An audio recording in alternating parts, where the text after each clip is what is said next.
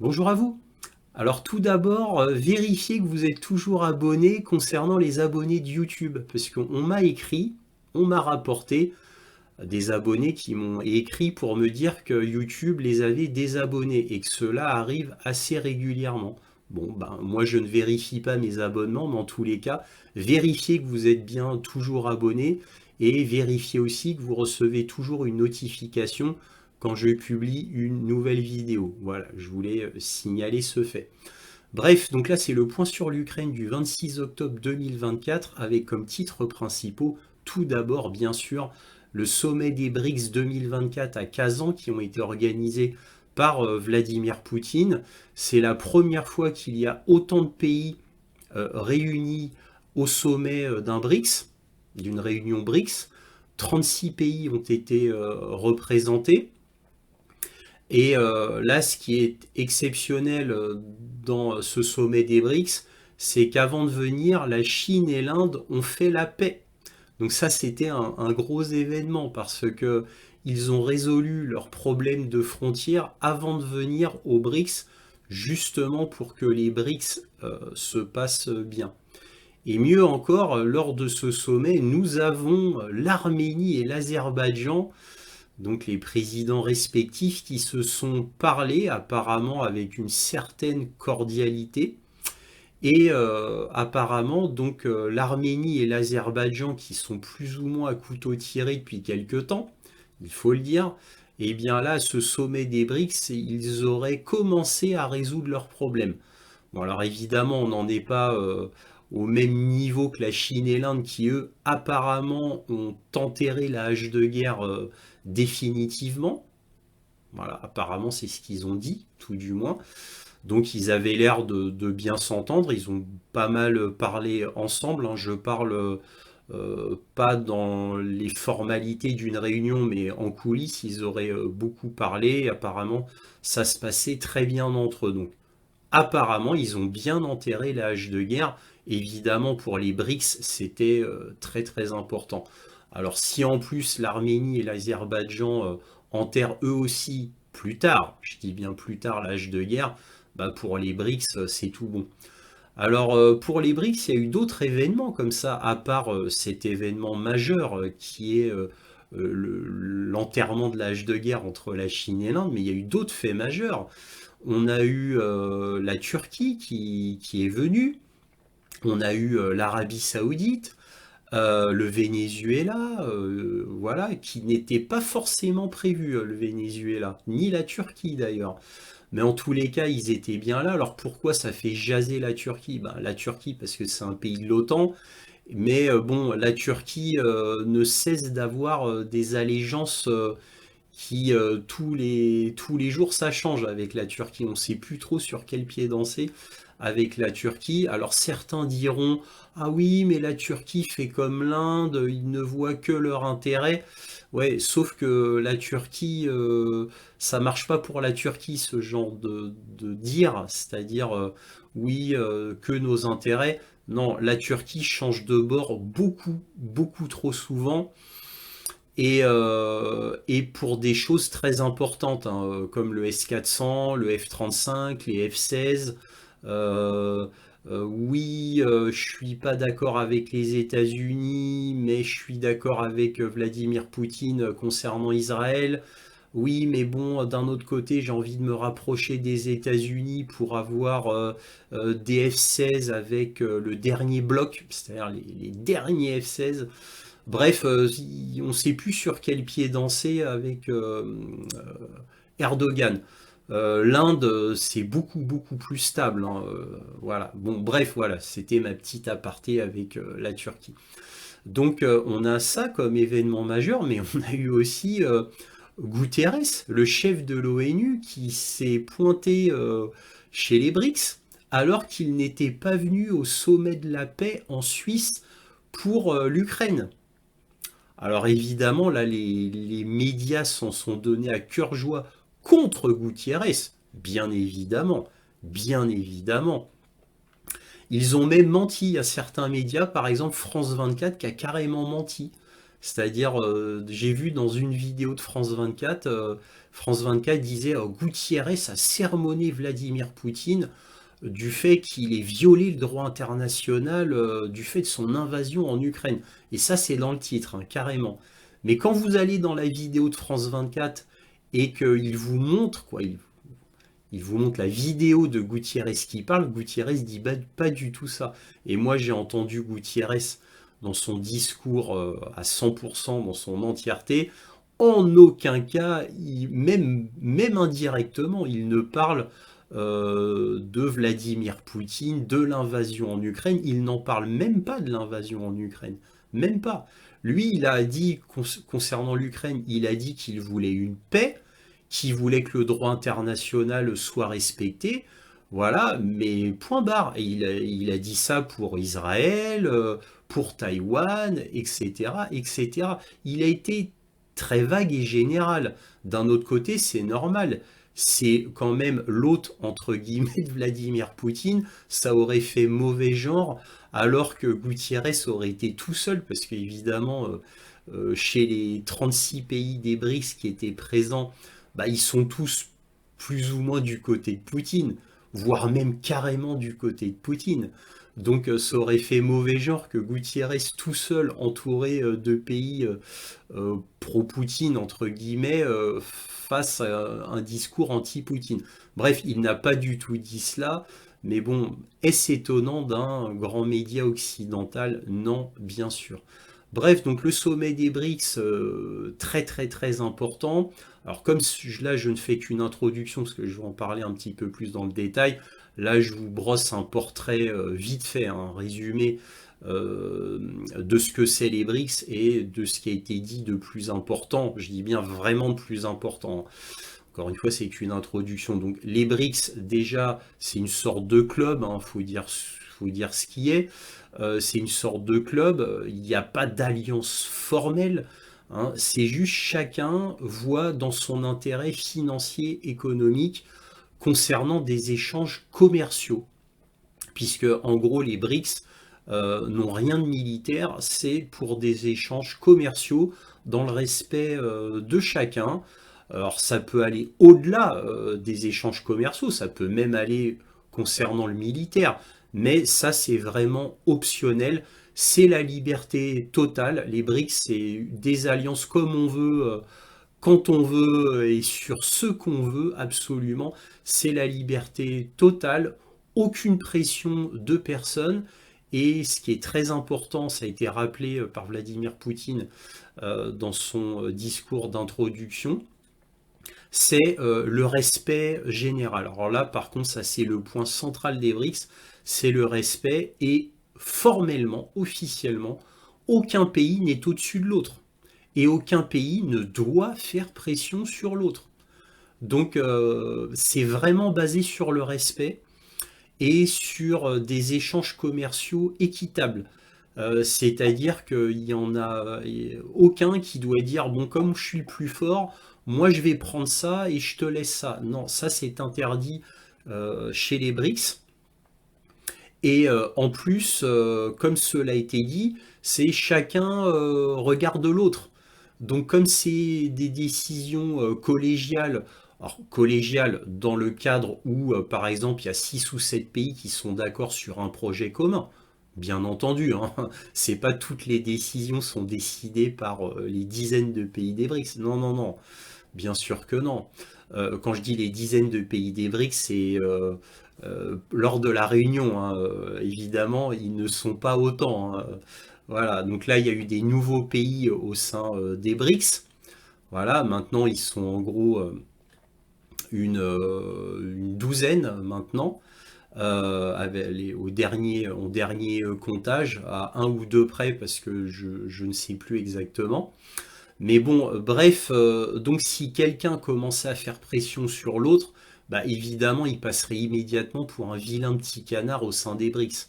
Et là, tout le monde se retournerait contre lui, forcément, puisque c'est le but des BRICS, c'est que aucun pays ne doit prendre le pas sur un autre pays, encore une fois, aussi petit soit-il, aussi grand soit-il. Donc ça a été vraiment souligné à maintes reprises et plusieurs pays qui ont pris la parole l'ont répété d'ailleurs. Donc c'est ça les BRICS. Et qu'est-ce que c'est les BRICS en dehors du commerce? C'est aussi un système bancaire commun qu'ils veulent mettre en place, donc qui remplacerait le système SWIFT, et surtout avec une dédollarisation internationale. Alors évidemment, c'est pour ça que les BRICS sont autant haïs par l'Occident, puisqu'ils veulent se débarrasser du système SWIFT et du dollar. Et cette dédollarisation est déjà en cours et très très bien entamée. Par exemple, la Russie n'utilise plus le dollar, il l'utilise qu'à 5%. 95% de ses échanges extérieurs ne sont pas en dollars. Donc ça, c'est très important à dire. Alors évidemment, tous les pays des BRICS veulent absolument se débarrasser du dollar. Alors on ne sait pas quelle va être la monnaie future, mais ce serait une monnaie apparemment toute nouvelle basée sur le blockchain. Voilà. Donc une sorte de Bitcoin si vous voulez. Alors attention, c'est qu'un projet pour l'instant très très vague. Et Vladimir Poutine, dans son discours, a dit que ce nouveau système mondial serait prêt aux environs de 2030, étant donné la complexité inouïe de ce système à mettre en place, où tous les pays des BRICS doivent être d'accord sur ce nouveau système. Donc ça va être d'une complexité absolument titanesque. C'est pour ça que ça va prendre des années à être mis en place.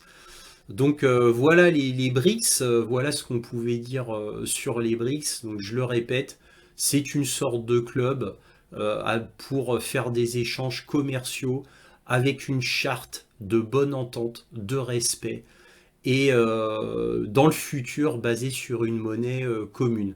Mais alors maintenant, quand cela sera fait, voilà. Et avoir un système international bancaire bien à eux et se débarrasser du dollar, dédollarisation. Voilà ce qu'on pouvait dire sur les BRICS. On en reparlera dans cette vidéo. Bref, autre sujet important, on a Bloomberg qui a fait une enquête et qui a montré que l'état militaire de notre système militaro-industriel européen et même américain est absolument catastrophique, particulièrement sur le système militaro-industriel de l'Union européenne. Donc on va voir le titre ébouriffant, pourrait-on dire, de Bloomberg. Je vous en avais déjà parlé dans ma précédente vidéo, mais vite fait. Et là, on va en parler plus précisément parce que, oh coïncidence, et je pense que Bloomberg a dû s'en inspirer, c'est qu'il y a eu le rapport Kiel, K-I-E-L, c'est un rapport du plus grand groupe de réflexion allemand.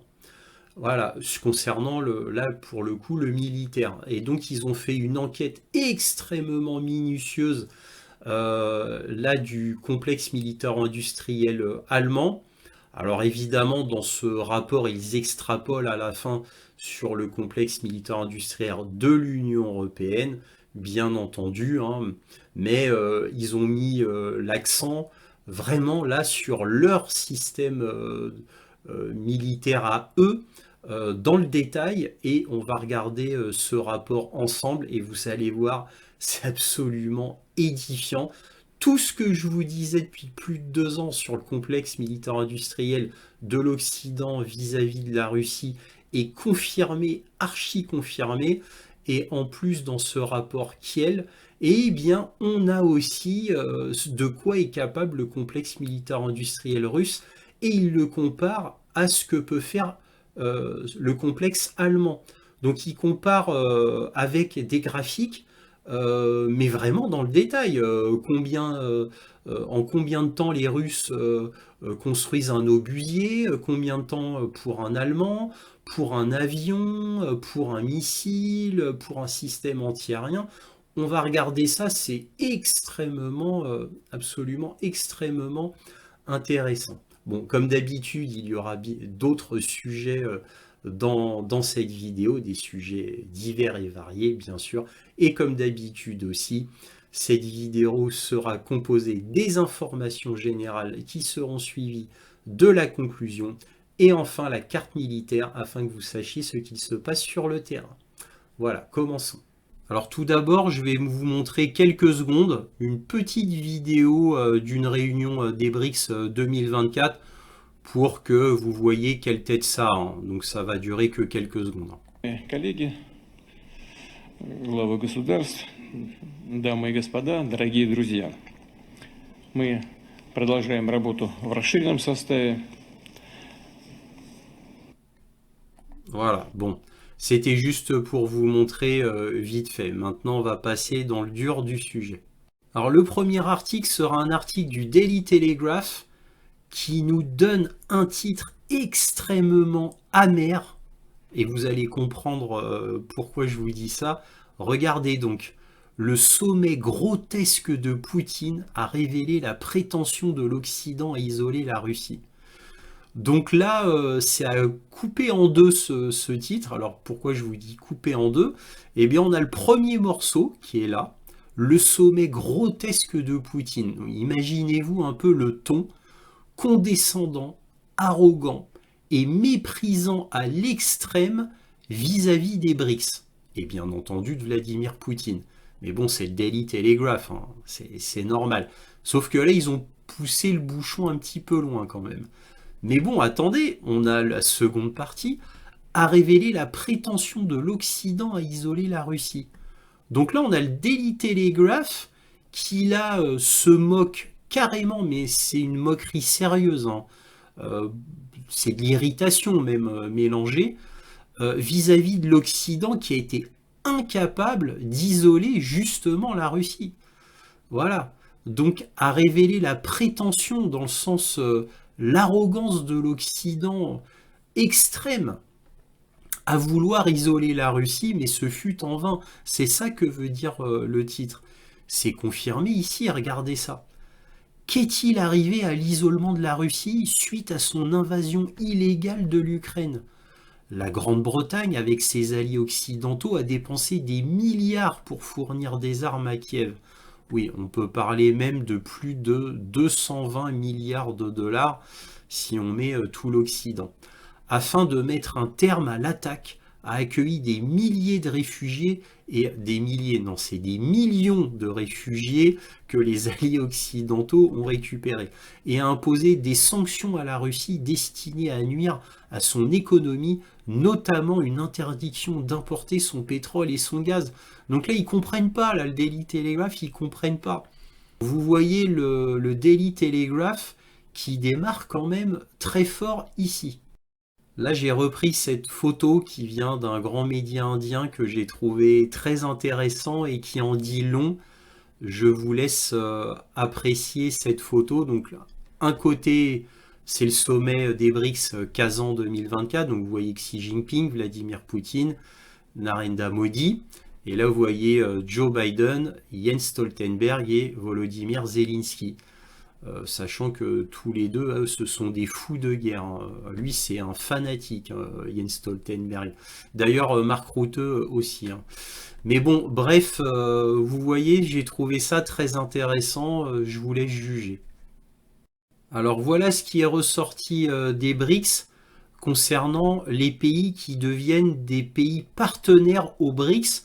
C'est une étape qui est absolument obligatoire avant de faire partie formellement des BRICS.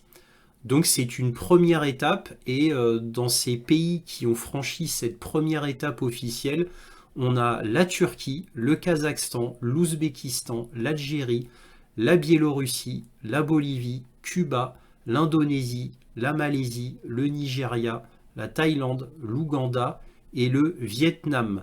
Donc on a 13 nouveaux États qui vont entrer prochainement dans les BRICS. Voilà, il y a 13 nouveaux États qui vont intégrer les BRICS formellement. Alors là, je vais vous montrer un court extrait d'une vidéo entre Maduro et Xi Jinping.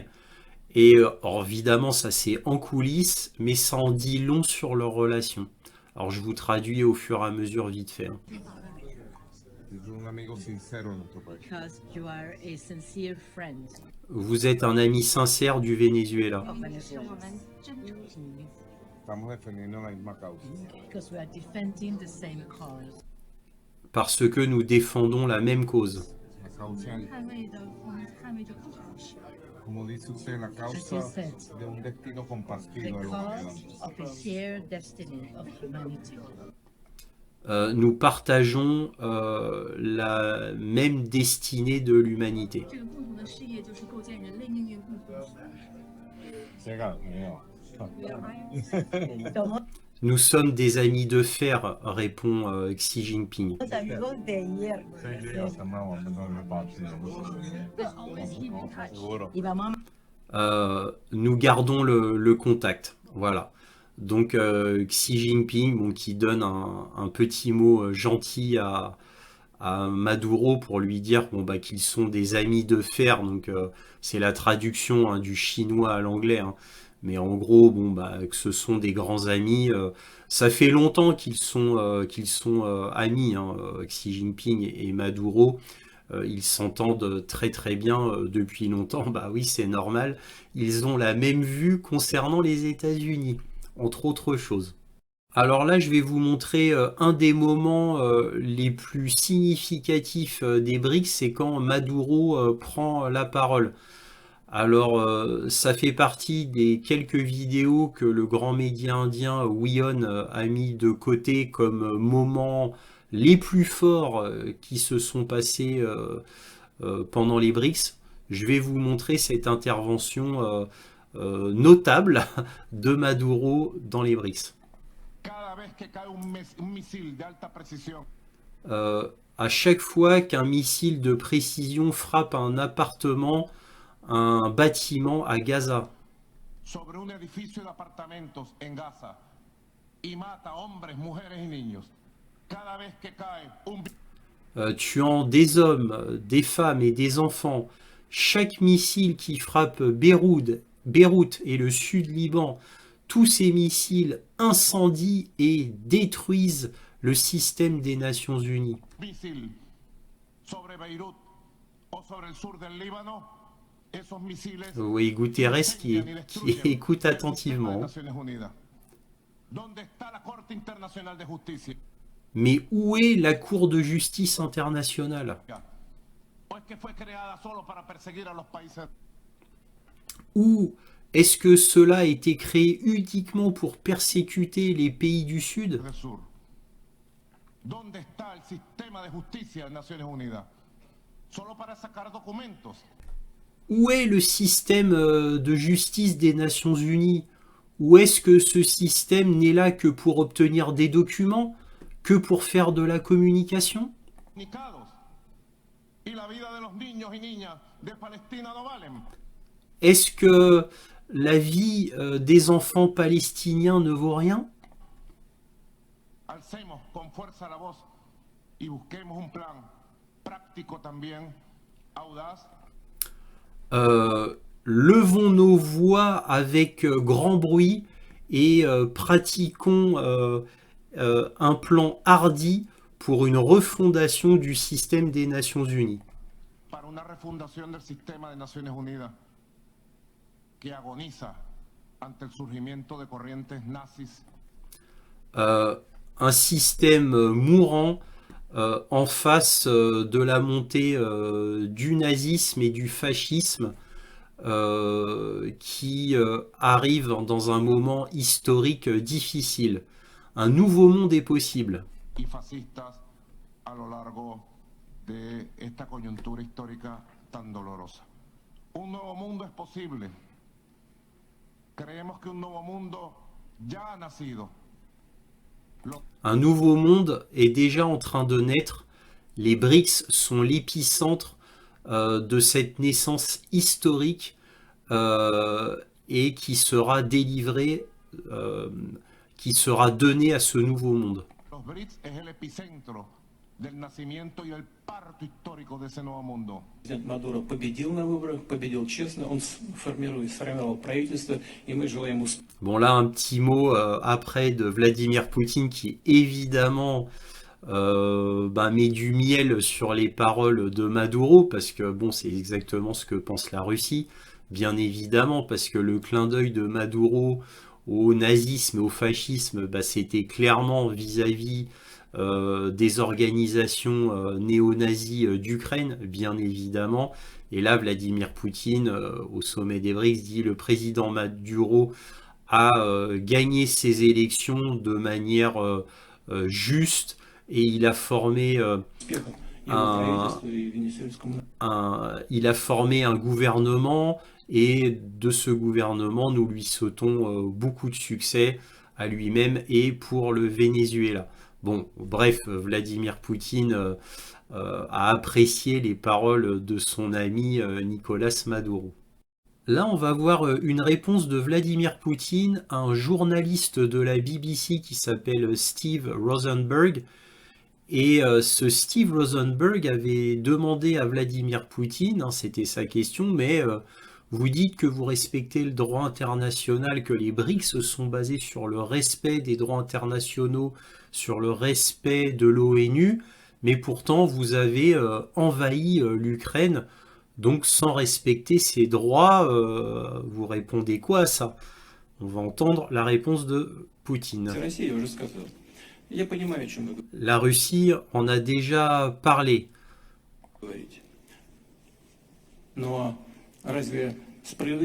Mais est-ce juste de voir cela uniquement avec la perspective sécuritaire?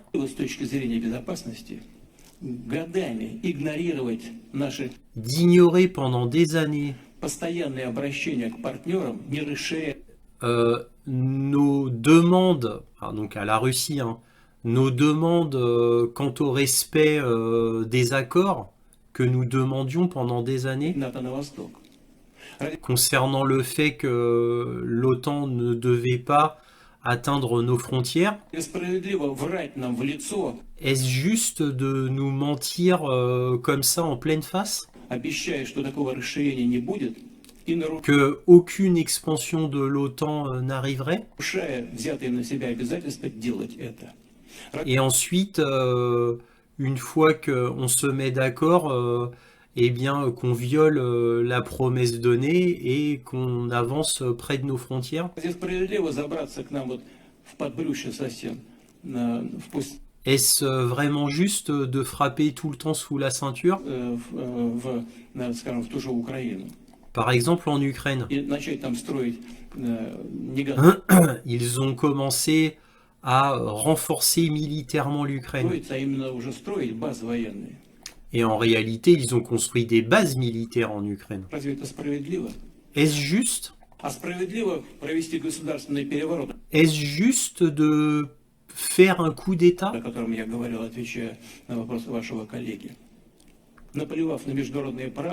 sans regarder la loi internationale, ainsi que tous les principes internationaux, tous les droits internationaux?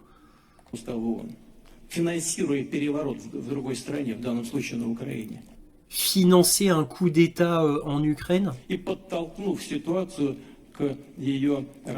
et pousser pour finalement avoir une vraie guerre. Bon, vous voyez, Poutine s'est défendu. Et donc là, les deux grands arguments en résumé de Vladimir Poutine, c'est la promesse de l'OTAN de ne pas avancer d'un pouce vers les frontières russes. Et au final, non seulement ils n'ont pas respecté leur promesse, mais ils ont fait tout l'inverse. C'est-à-dire ils ont avancé au maximum de ce qu'ils pouvaient faire.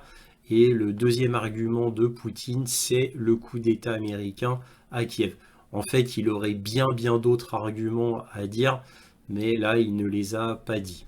Alors là, vous voyez un article de Bloomberg que je vous avais déjà montré, et c'est très intéressant. Là, vous voyez un dessin avec un char en papier, en carton, et deux avions en carton suspendus.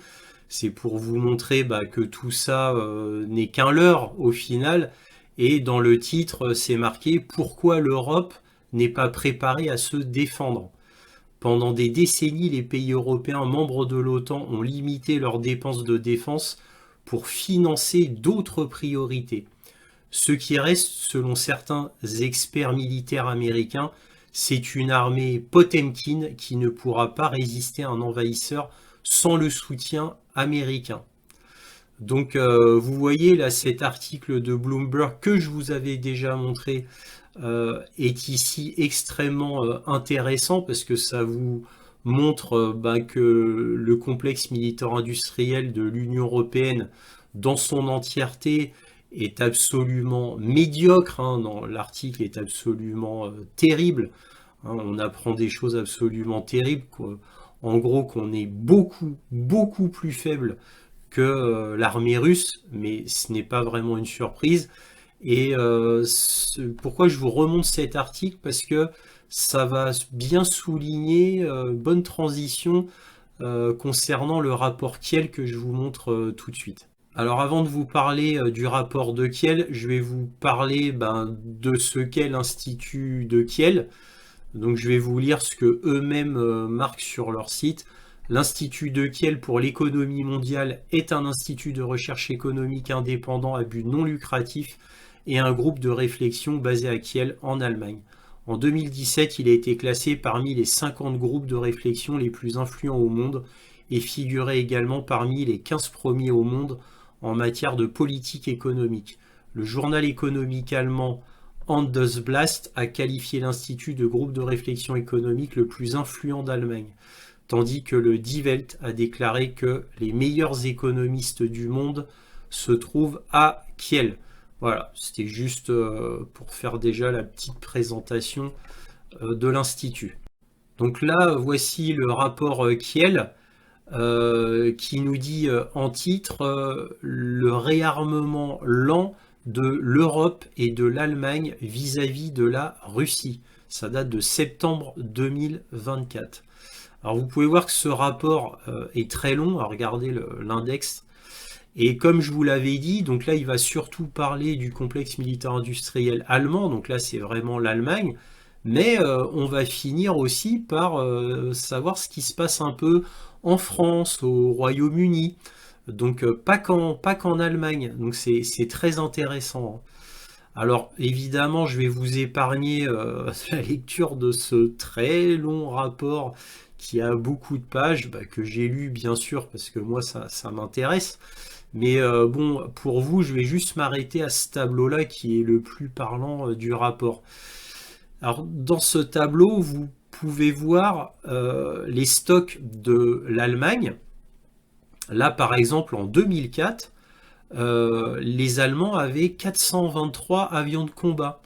Ils avaient 2398 chars. En 2004, les stocks. Ils avaient des véhicules blindés d'infanterie, ils en avaient 2122. D'autres véhicules blindés, 3646. Des obusiers, 978. En 2021, les stocks, vous voyez comment les stocks ont diminué de 2004 à 2021.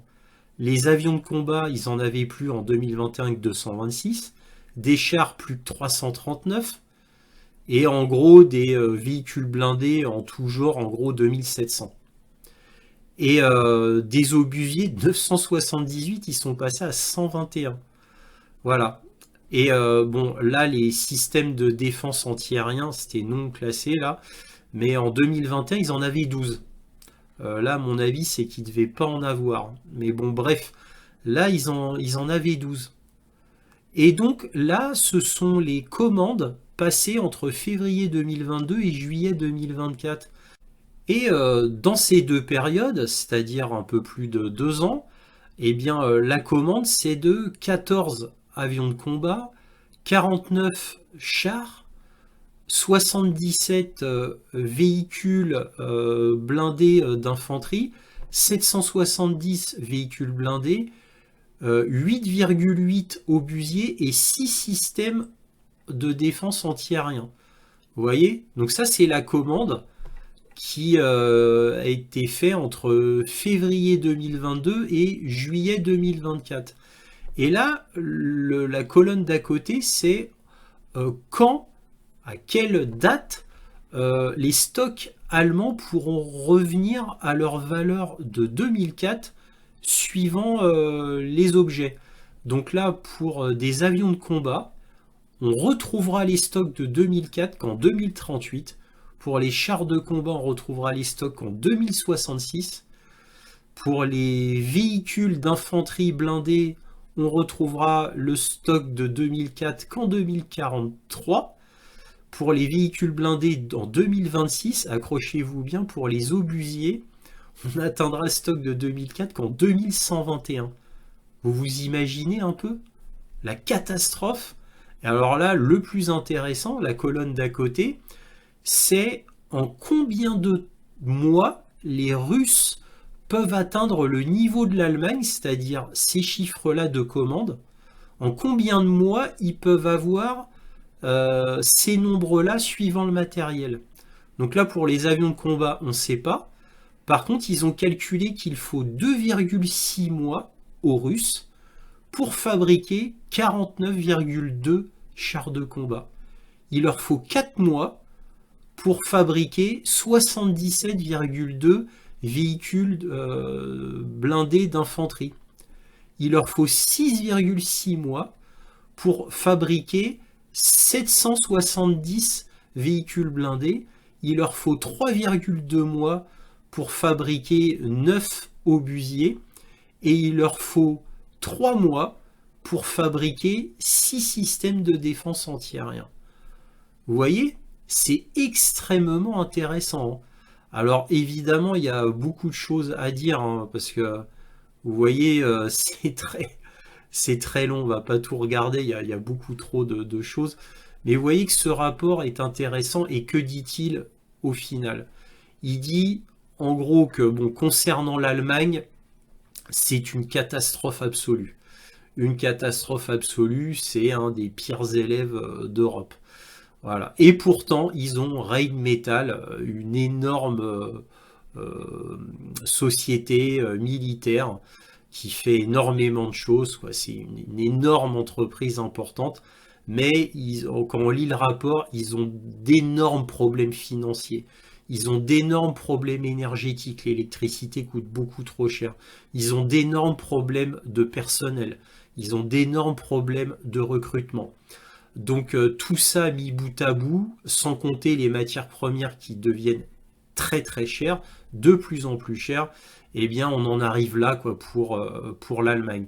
Mais ils font le même constat pour la France et l'Angleterre. C'est le même constat, hein. Attention, hein. Là par exemple, il parlait de l'obusier César. L'obusier César, avant la guerre, il fallait 3 ans à la France pour faire un obusier César. Bon, certes, la France s'est bien améliorée. Maintenant, il faut 15 mois. 15 mois à la France pour faire un obusier César. Bon, je voudrais pas dire, mais si on compare à la Russie, c'est une catastrophe, hein. En combien de temps la Russie peut faire un obusier, hein, souvenez-vous? Quoi? En combien de temps la Russie peut faire en gros 9 obusiers? Il leur faut 3,2 mois pour faire 9 obusiers. Nous, pour un obusier César, la France, il nous faut 15 mois pour en faire un seul. Vous voyez, c'est intéressant ce rapport quand même, hein. Bref, je vous passe les détails.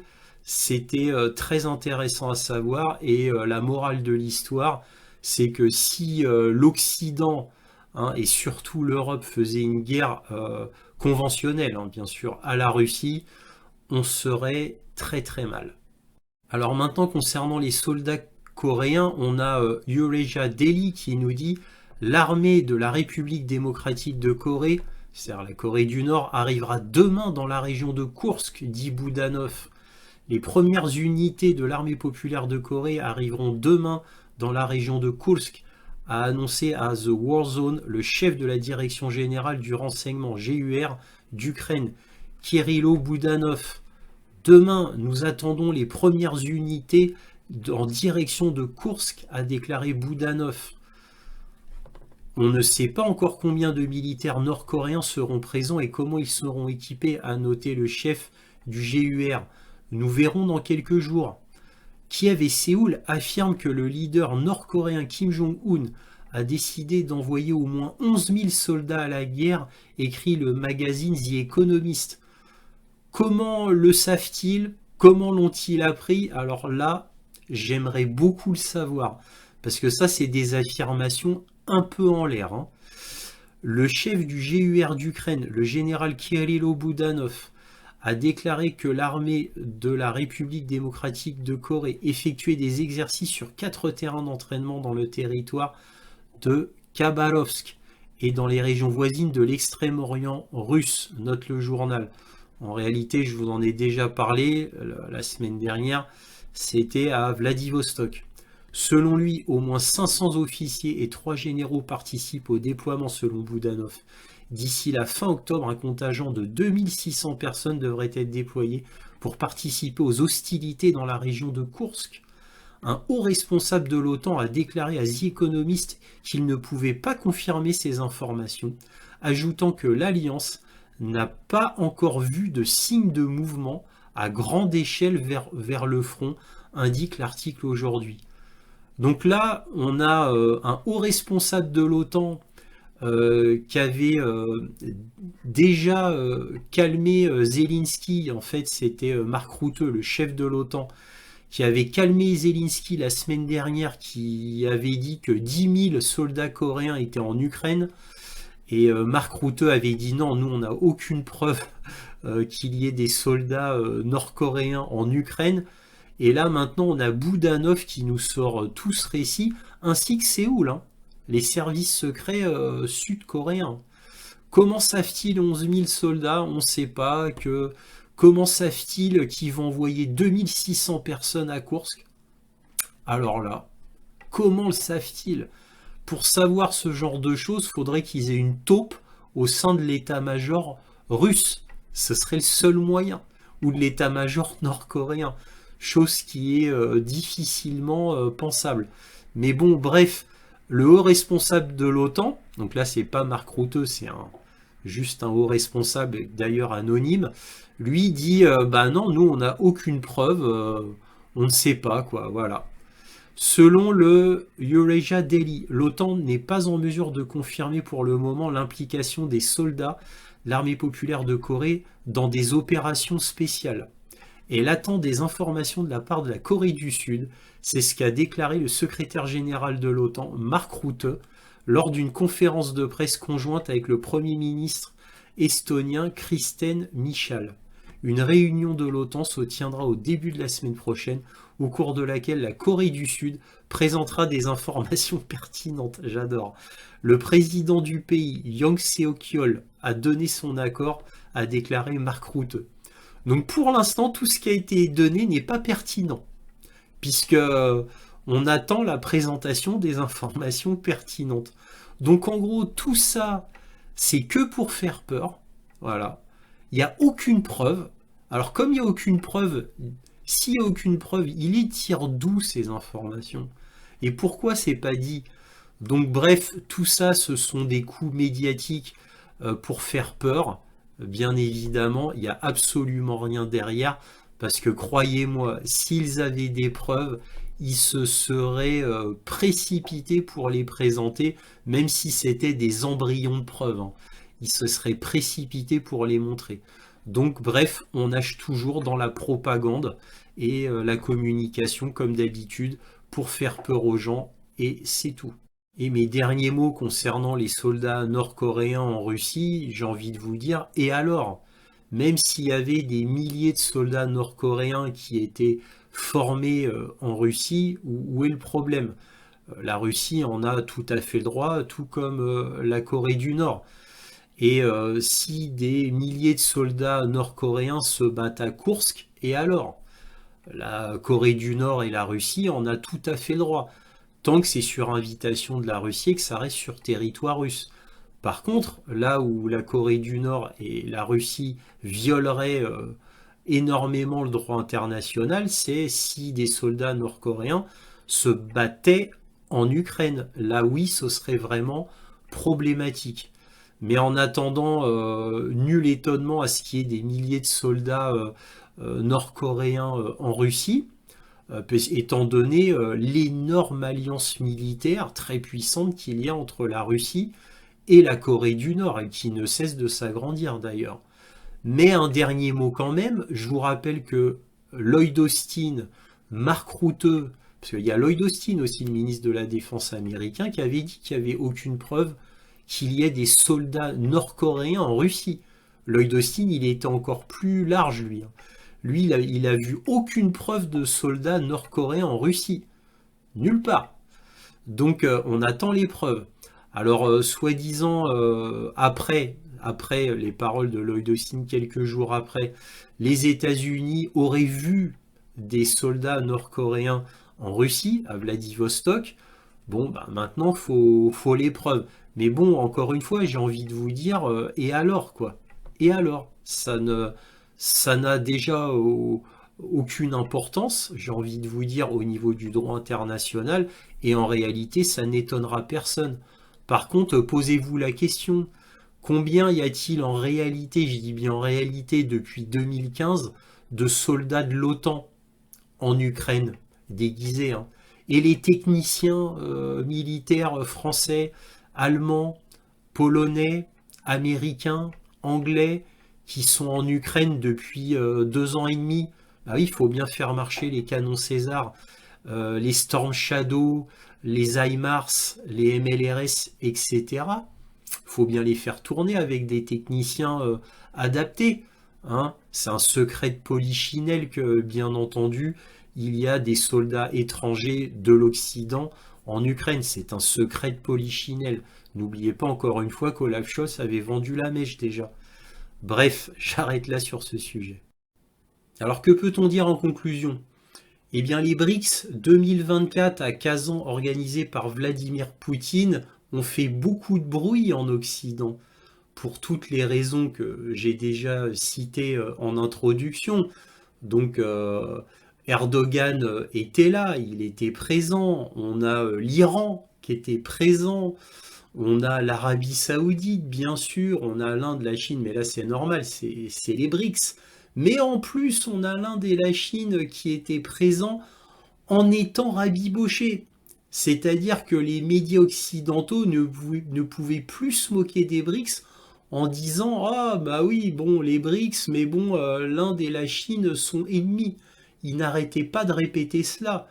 Et Modi et Xi Jinping se sont fait un plaisir devant les caméras de se sourire, de se serrer la main, de parler dans les coulisses, etc., etc. Ils ont enterré la hache de guerre concernant les problèmes à leurs frontières. Bref, donc les médias occidentaux ont beaucoup méprisé les BRICS, ont eu un air très condescendant vis-à-vis des BRICS et de Poutine, bien évidemment, mais tout ça fait penser quand même à de la jalousie. Parce que quand on compare le G7, donc 7 pays, avec les BRICS, où ils étaient 36, et ça ne cesse tous les ans d'augmenter, eh bien, bon, il y a trop de condescendance et trop de mépris pour que ça soit anodin. Je pense qu'il n'y a pas que ça, et mon intime conviction, c'est qu'il y a quand même une certaine jalousie, mais malheureusement une très très mauvaise jalousie qui peut faire des choses, on va dire, peu recommandables, tout du moins médiatiquement, c'est-à-dire encore plus de mensonges, encore plus de propagande pour essayer de détruire les BRICS, bah parce qu'on en est là, hein, on n'aime pas l'adversaire, donc on essaye de lui faire des coups bas, de tout lui saboter si possible. Et bon, bah, le seul moyen de l'Occident là de saboter les BRICS, c'est d'un point de vue médiatique, bien évidemment. Ils n'ont pas d'autres armes. Et encore une fois, de plus en plus de pays entrent dans les BRICS. Donc voilà, ça va devenir très très difficile pour l'Occident d'ignorer les BRICS, parce que là, c'est ce qu'ils font. Là, l'Occident, l'OTAN, l'Union européenne, les États-Unis, peu importe l'entité occidentale, là, ils ont décidé d'ignorer les BRICS, d'ignorer cet événement qui est pourtant absolument majeur. Mais ils ont décidé d'ignorer les BRICS pour eux, pour l'Occident, en lisant les médias. On peut comprendre que bah voilà, pour l'Union européenne, les États-Unis, les BRICS, c'est presque comme un effet de mode. Voilà, ils voient ça comme un effet de mode qui n'a pas vraiment d'importance. Alors qu'en réalité, c'est absolument énorme. Les BRICS sont une lame de fond qui va finir victorieuse, hein, lame de fond inarrêtable. Et là, ils ont conscience qu'ils ne peuvent pas l'arrêter. Et je rebondis avec l'Ukraine. Et pour l'Ukraine, on voit les similitudes de situation. Pour l'Ukraine, ils voient qu'ils ont perdu la guerre face à la Russie. Ils le savent, et même depuis très longtemps. Moi, déjà, ça fait 1 an et demi, à peu près entre 1 an et demi, que je vous dis que l'Occident sait qu'elle a perdu et que maintenant, elle doit juste essayer de ne pas trop perdre la face. Et comme je vous l'avais dit la semaine dernière, c'est essayer de perdre sans avoir l'air de perdre. C'est ça la seule stratégie restante de l'Occident, de l'OTAN si vous voulez. Eh bien pour les BRICS, ils essayent de les ignorer en pensant que les BRICS vont disparaître comme ça d'un coup d'un seul, que ça va s'effacer tout seul comme ça, naturellement. Voilà. Le problème c'est que faire la politique de l'autruche, que ça soit pour les BRICS ou pour l'Ukraine, bien ça ne peut apporter rien de bon parce qu'au bout d'un moment, il y aura le coup de massue de la réalité qui vont les rattraper et là le réveil va être brutal. Ça va faire très très très mal parce que à ignorer cette entité absolument énorme, très puissante, qui représente 45% de la population et 36% du PIB mondial, et bien, et en plus tout ça en croissance, bien évidemment, et bien tout ça finira par faire que l'Occident, contrairement à ce qu'elle dit, va être isolé de plus en plus, va devenir un nain à l'échelle internationale, et même finira par être moqué, puisque là, comme l'a dit Vladimir Poutine, il a fait un petit bilan économique de l'Occident, c'est-à-dire des États-Unis, de l'Union européenne, et tout s'effondre. Et là, même Vladimir Poutine le dit. Donc, tout s'effondre en Occident, tout s'effondre donc dans l'Union européenne et en Amérique du Nord, aussi bien militairement, sociétalement, économiquement, que cela devient de plus risible sur la scène internationale, l'attitude de l'Occident. Elle devient de plus en plus risible. Elle est devenue, j'exagère en disant un nain, mais pas loin, et si ce n'est pas un nain, cela deviendra un nain, nain face aux BRICS, hein, bien entendu. Donc les BRICS finiront par prendre le pas, par se moquer de l'Occident, même pas de son inaction, mais le fait que l'Occident s'autodétruit à tous les niveaux. Encore une fois, j'ai déjà analysé la situation dans moult vidéos, je ne vais pas y revenir ici. Donc l'Occident s'autodétruit à tous les niveaux, et le fait que là, ils mettent tant d'argent en Ukraine, tant d'argent dans le réarmement, pour réactiver un complexe militaire-industriel qui a disparu depuis les années 2000 et qu'il faut faire revivre. Et le problème, c'est que tout cet argent, ces centaines de milliards d'euros qu'il va falloir mettre dans l'armement, c'est autant d'argent qu'on ne pourra pas mettre dans des situations d'urgence économique que connaît l'Europe en ce moment. Et oui, et la crise énergétique est passée par là, le Covid est passé par là, etc. Endettement incroyable, crise énergétique, énorme, il y a de moins en moins d'argent, et en fait, il y a tellement moins d'argent qu'on va être obligé d'augmenter les impôts. Alors, je parle pas que de la France, c'est partout comme ça en Europe, hein. Aucun pays occidental n'y échappe, tout du moins à ma connaissance. Bref, c'est une catastrophe. Et donc, je rebondis avec le rapport Kiel que vous avez vu, qui d'ailleurs, je vous en avais déjà donné un avant-goût la semaine dernière en vous présentant l'article de Bloomberg, qui, à mon avis, avait déjà vu le rapport Kiel. C'est pour ça qu'ils avaient fait cet article-là. Et donc Bloomberg a été extrêmement dur en disant que l'armée de l'Union européenne était absolument médiocre, une armée de Potemkin.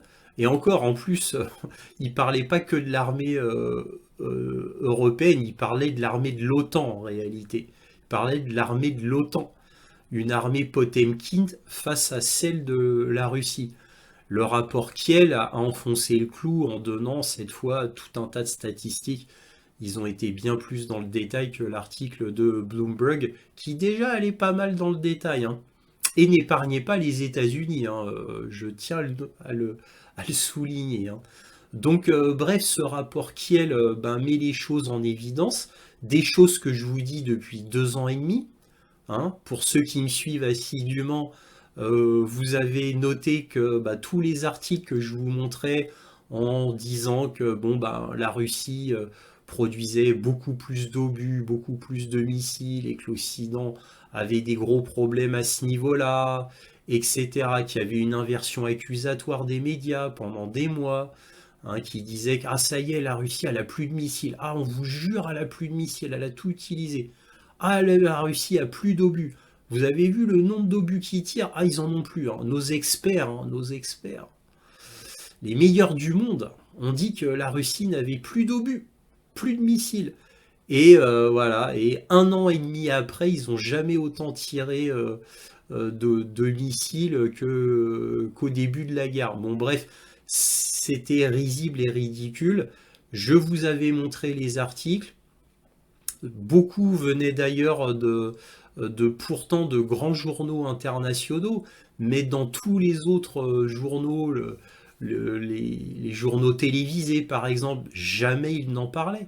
Il n'y a que dans certains rares journaux internationaux comme Bloomberg, The Economist, des fois le Washington Post, mais voilà, à la télévision c'était ils n'ont plus rien les Russes. Ils se battent avec des armes, des fusils des années 45, puisqu'ils n'ont plus rien. Faut qu'ils déterrent ces vieilles armes-là. Voilà, qu'un Ukrainien valait 10 soldats russes. Souvenez-vous de tout cela.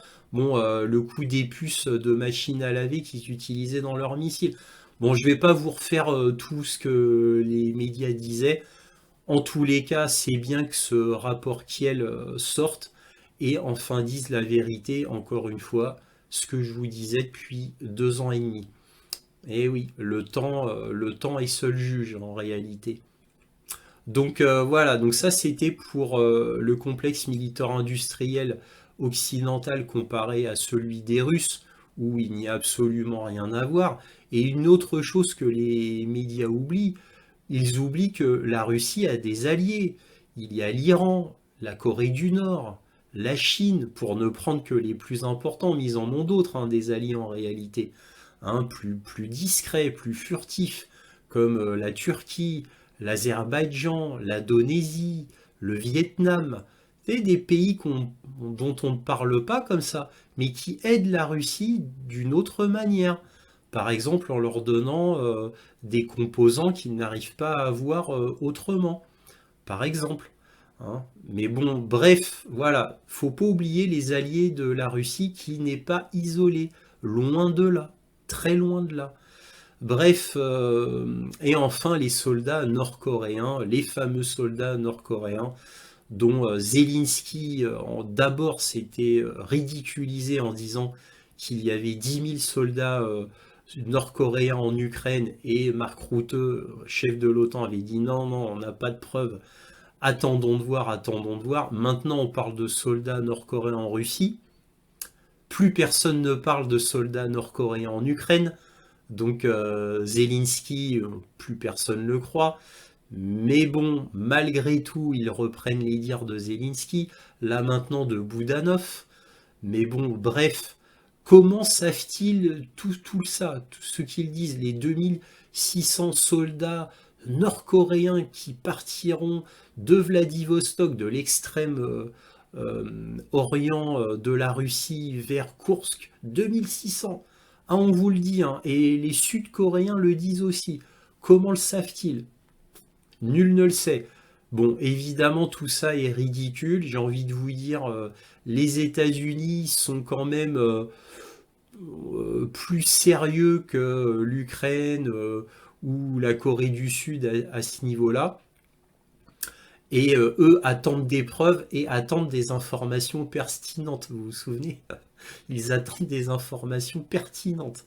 Bref, bon, tout cela est très drôle, certes, mais en tous les cas, le fait que la Corée du Nord s'implique vraiment avec la Russie a montré au monde entier que l'alliance qui avait été signée en juin, quand Vladimir Poutine a été le 19 juin en Corée du Nord, l'alliance qu'ils ont signée ensemble de protection mutuelle, là se concrétise, si c'est vrai, car on n'a aucune preuve qu'il y ait des soldats nord-coréens en Russie. On n'a toujours aucune preuve.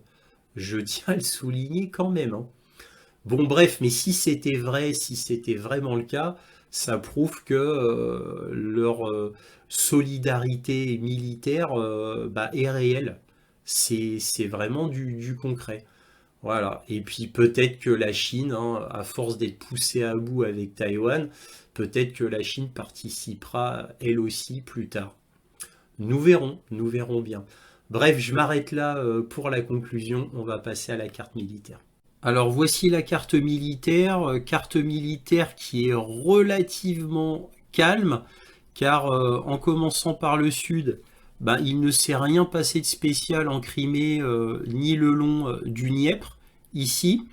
Alors à savoir que comme le Dniepr, sur toute cette zone-là, il a été beaucoup asséché, eh bien cela pourrait rendre possible soit une invasion ukrainienne ici, soit une invasion russe qui irait de ce sens-là, mais ça reste quand même extrêmement boueux. Par contre, là où cela deviendrait possible de traverser le Dniepr, qui a pourtant bien des kilomètres à traverser de ce côté-là ou de ce côté-là, ça pourrait être possible avec l'arrivée des gelées en hiver, vu que ça a été bonne partie asséché, hein, à cause du fait que le barrage de Karovka avait été détruit par les Ukrainiens. Donc cette zone-là est toujours très inondée. Par contre ici c'est bien asséché, donc avec le sol gelé, il pourrait y avoir des choses possibles, mais bon, je n'y crois pas. Alors toujours dans cette zone-là, ça se confirme de plus en plus. Chaque semaine, je vous dis qu'il y a des forces russes qui s'accumulent ici, donc vers Tokmak, pourrait-on dire, au nord, hein, plus précisément de Tokmak, ici. Comme je vous le dis, chaque semaine depuis un mois, à peu près un mois et demi, ça se précise, hein, la rumeur comme quoi les Russes vont faire un grand assaut sur la ville de Zapalojye se précise. Alors évidemment, ce n'est qu'une rumeur persistante. Nous verrons plus tard, mais en tous les cas, les mouvements de troupes deviennent très gros ici, ça s'agglutine beaucoup. Voilà, donc beaucoup disent qu'il y aura un grand assaut russe vers Zapalojye, mais nous verrons bien. Alors là, il y a eu beaucoup d'avancées russes. Alors toujours, hein, dans l'oblast de Donetsk, hein, c'est là où il y en a le plus, bien sûr. Là, vous pouvez voir au nord-ouest d'Ougledar, le fameux Ougledar qui a fait un énorme coup au moral des Ukrainiens. Il y a une avancée vraiment notable des Russes ici. Donc je vous rappelle que ça, en pointillé, c'est là où étaient les Russes à peu près la semaine dernière. Et là, ça veut dire où est la direction de l'avancée russe. Les flèches bleues, c'est juste pour indiquer les velléités stratégiques concernant la direction de l'armée russe. Alors sur Koulakovié, Koulakovié, il y a une grosse avancée russe à plusieurs endroits. Donc là, vous voyez, c'est vraiment une avancée très importante. Koulakovié, je l'avais entouré de rouge depuis des mois et des mois parce que c'était une zone sensible pour les Russes à prendre absolument, une zone stratégique, logistique, et évidemment pas aussi important que Paklovsk, qui reste l'endroit le plus important du front, la plus grande proie à prendre pour les Russes. Je rappelle, comme chaque semaine, que c'est de Koulakovié pendant des mois et des mois que se sont effectués les tirs d'obus dans la ville de Donetsk par les Ukrainiens et par des obusiers César, très exactement. Et comme je vous le dis chaque semaine, ça fait bien des mois que Koulakovié ne tire plus d'obus sur la ville de Donetsk, qui s'en porte très bien. Aussi, grosse avancée ici sur Koulakivka, grosse avancée. Donc ils vont bientôt prendre toutes ces villes, évidemment. Hein. Donc il y a un chaudron qui est en train de se faire sur Koulakovié qui est pris en tenaille, comme vous pouvez le voir. Grosse avancée au nord du côté russe. Donc bien évidemment, Koulakovié va être pris en tenaille, comme ça et comme ça. Surtout que là, ils ne peuvent pas fuir comme ça, ou très très difficilement. Bref, les Russes avancent beaucoup dans cette zone-là. Alors dans la zone de Paklovsk, il y a une avancée notable autour de Selidovié. Vous voyez que Selidovié, qui est une ville vraiment importante, stratégique, est en train d'être prise. Vous voyez, ça c'est les lignes de la semaine dernière à peu près. Et vous voyez les deux directions russes. Donc ça se confirme, c'est ce que je vous dis depuis déjà au moins 3 mois. Ça se confirme, les Russes ont bien décidé, cette fois on peut le dire avec certitude, de prendre Paklovsk vers le sud. C'est pour ça que je vous avais mis depuis des semaines et des semaines cette flèche stratégique qui vous montrait qu'en réalité les Russes ne vont pas prendre Paklovsk en tenaille, comme je vous le disais il y a environ 2 mois et demi, 3 mois, puisque il y a 2 mois et demi, 3 mois, je vous disais que certainement les Russes allaient partir de cette pointe-là pour faire une tenaille au nord et une tenaille au sud venant de Selidovié. Au final, il y a plusieurs semaines de cela, comme je vous disais, qu'il n'y a absolument rien qui se passait dans la tenaille nord, donc ils avaient abandonné la tenaille nord pour faire un assaut de Paklovsk qui sera au final vers le sud. Alors certainement parce qu'ils se sont aperçus que c'est ici que c'était la zone la plus faible. C'est tout du moins mon opinion. Là, ici, il y a eu une avancée russe, on va dire, importante sur 2 points dans cette direction-là. Dans cette direction-là, sur Chvernika. Donc, avancée en réalité importante. La ville, comme vous pouvez voir, est en train d'être prise. Donc, les Russes prennent chaque semaine plusieurs villes et villages. Là aussi, alors là c'est important, c'est Tchassiviar. Il y a une grosse avancée sur Tchassiviar. Ça faisait des mois qu'il n'y avait pas eu une telle avancée sur Tchassiviar. Les Russes ont débloqué la situation totalement sur Tchassiviar. Tchassiviar qui, je vous le rappelle, est le plus grand verrou du front, qui a une égale importance de Paklovsk, mais pour des raisons différentes. Tchassiviar parce que c'est le plus grand verrou, la zone la plus fortifiée qui protégeait Kramatorsk et Slaviansk, qui sont les trophées ultimes des Russes sur le front. Et comme je vous le dis depuis environ 2 ans, quand Kramatorsk tombera ainsi que Slaviansk, pour moi, ce sera le signe que l'Ukraine aura définitivement perdu cette guerre.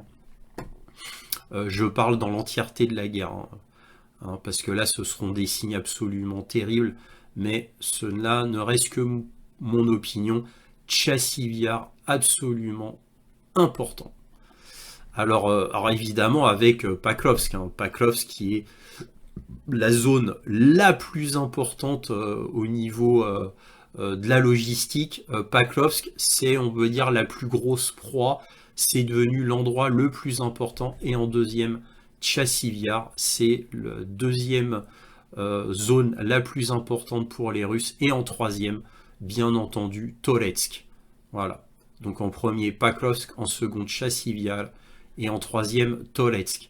Voilà. Quand Pakrovsk tombera, peut-être que ça sera le signe, même avant Kramatorsk et Slaviansk, hein. Peut-être que quand Pakrovsk tombera, ça signifiera la fin de la guerre. C'est possible, on peut l'espérer tout du moins. Pakrovsk étant l'endroit le plus important, ça va être un véritable tremblement de terre au niveau du front concernant les Ukrainiens. Sur Krasny Liman, ben là il y a eu une avancée quand même majeure des Russes, hein, qui vont prendre coup sur coup deux villes, Novosavdie et bientôt Ivanivka. Donc alors ça c'est deux points importants qui vont permettre aux Russes, hein, de faire cette avancée et de prendre Krasny Liman par le nord. Voilà, donc nous verrons bien, mais en tous les cas, ça c'est un endroit aussi stratégique que je mettrai en 4e position en endroit stratégique. Dans l'oblast de Kupiansk, il s'est passé des choses importantes, ça avance beaucoup. Là, il y a une grosse avancée. Donc sur Lozovza, grosse avancée. Et là aussi, grosse avancée. Kolesnikiva, donc grosse avancée vers la rivière Oskol. Hein, puisque évidemment, comme je vous le dis depuis des mois, ben, les Russes veulent s'accoler à la rivière Osvol, et d'après ce que j'ai lu au niveau des rapports, ensuite ils fortifieront tout autour, et apparemment ils arrêteront d'avancer. Hein, ils fortifieront d'abord avant d'avancer ensuite. Donc voilà, c'est ce que j'ai lu dans les rapports russes. Je ne sais pas si ça va être vraiment ça, mais moi c'est ce que je lis, c'est ce que je vous dis depuis des semaines. Une fois qu'ils seront accolés à la rivière Oskol, ils fortifieront, ils s'arrêteront d'avancer pendant un certain temps, le temps que tout soit bien fortifié. Et ensuite, ils passeront la rivière pour se diriger vers Kharkov, qui est une proie absolument énorme. Là, toujours rien, hein. Il n'y a rien qui se passe sur le flanc, le front nord, extrême nord, entre Lipsi et Vovchansk, hein, rien. Par contre, à noter que sur ce front-là, c'est comme sur le front de Kursk, on a l'impression que les Ukrainiens, partout, sont en défensive et font avec tout ce qu'ils ont sur place. Par contre, ils envoient toujours des troupes. Donc toutes leurs troupes, en fait, sont envoyées ici, sur Lipsi, Vovchansk. Je dirais, d'après ce que je lis, à vue de nez, je dirais, ils envoient, on va dire, une minorité de troupes sur Vovchansk, Lipsi, sur ce front-là, et ils envoient la majorité de leurs troupes disponibles en Ukraine, non pas sur les fronts ultra sensibles ici, non, ils les envoient, la majorité de ce qu'ils ont comme troupes de disponibles, ils les envoient sur Kursk, ils envoient tout ici, ainsi que sur ces deux petits fronts qu'ils ont, des mini-fronts qu'ils ont créés il y a presque 2 semaines. Voilà, ils envoient tout ici. Ils envoient tout ici. Alors bon, on peut dire que ça fonctionne un peu, puisque ça a bloqué l'évolution des Russes ici. Moi, d'après les rapports que je lis, ça a bloqué l'évolution des Russes, parce qu'ils envoient tellement de troupes, tellement de véhicules blindés, tellement de chars, que ça a bloqué les Russes. Voilà. Donc apparemment, pour les Ukrainiens, je dirais que Kursk est l'endroit le plus important. C'est ça que ça donne comme impression, étant donné le nombre colossal de troupes qu'ils envoient sur Kursk. On a l'impression que c'est ça l'endroit le plus important pour eux. Alors dernière chose à dire, il y a une attaque de drone sur une usine de fabrication de semi-conducteurs à Bryansk, qui a fait très peu de dégâts, hein. C'est surtout des fenêtres qui ont été explosées par un drone mineur, hein, apparemment un relativement petit drone. Voilà, bon, cela dit, ils peuvent pas envoyer des gros drones tout le temps. Évidemment, ça coûte cher et ils en ont pas illimité non plus, hein. Voilà ce qu'on pouvait dire sur la carte militaire concernant l'Ukraine. Et j'arrête là. Si cette vidéo vous a plu, un petit pouce, un abonnement, éventuellement un petit don. Lien dans la description si vous appréciez mes travaux, bien sûr. Et toujours, soyez curieux.